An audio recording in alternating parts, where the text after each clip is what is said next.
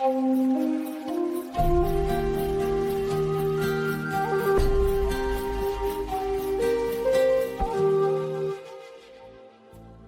can do anything because you're crazy. Yes, Miluginio, my little crazy one.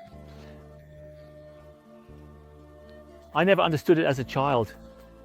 She then told my siblings and the other parents, parts of my father, grandfather, and so on, that yes, he is really sick and all that, and that black little ends, something like that. But she said he was in the intensive care unit for about a year. He always told me once I was completely green in the face, then I was blue, then I was really white. And I was shocked every time. And he managed to survive in that incubator without a mother's love.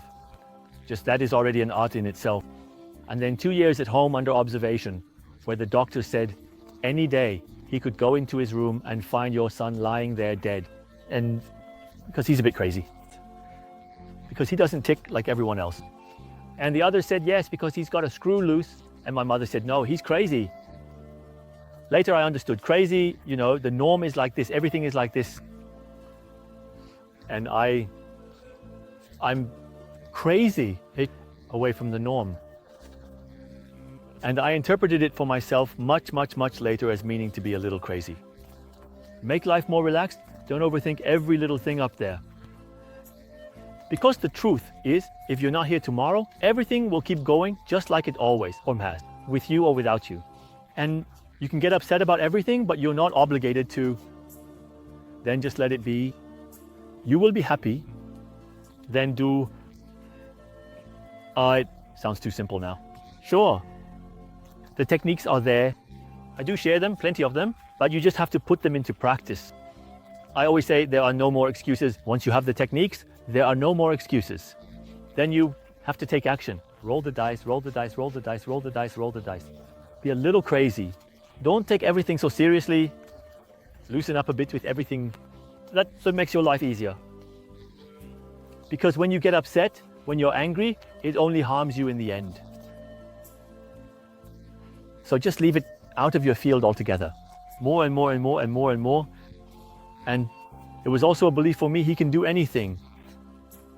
He was the only one in my life who said he could do anything. I was a child, and of course, I didn't really understand it. Only when I was well over 20, thinking about my mother's words, did I say that. Back then, I said much more, you can do anything. I looked at myself and said, this little worm can achieve anything because he survived those 3 years. Exactly, that's a belief I have inside me. But only an unconscious one, because it was only at 4:25 that the sentence came into my field, which my mother told me during a phone call. That means that was an unconscious belief. I can do anything. And I say, I don't want to be sick anymore. I want to be healthy. And the doctors know being sick is normal. The priests, oh, my son, original sin, hello. Everyone carries their own cross. Shamans. And there are really damn good shamans, yes. But there are also some that aren't so good. And spiritual healers and everything. Kazetmir Haneker, Master Baker, everything. And some have said, yeah, karma, you chose this, so you'll live your life here, blah, blah. And when I say a soul plan, you just have to suffer here for a lifetime and there's a worm crawling around. Anything is possible. Really, anything is possible. Everything that anyone else has created, you can ultimately create as well.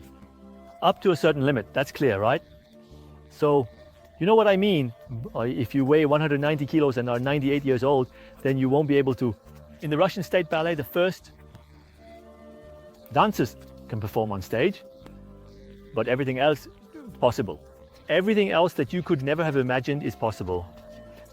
Just imagine, what would you do if you couldn't fail? What would you do if you couldn't fail? Make yourself a nice tea, cappuccino, a glass of water, sit down and take your time for 2 hours and write it down. So good, I can't fail. If I couldn't fail, no matter what I do, what would I do? And be surprised at what ends up on paper after 2 or 3 hours. Believe in yourself. The best.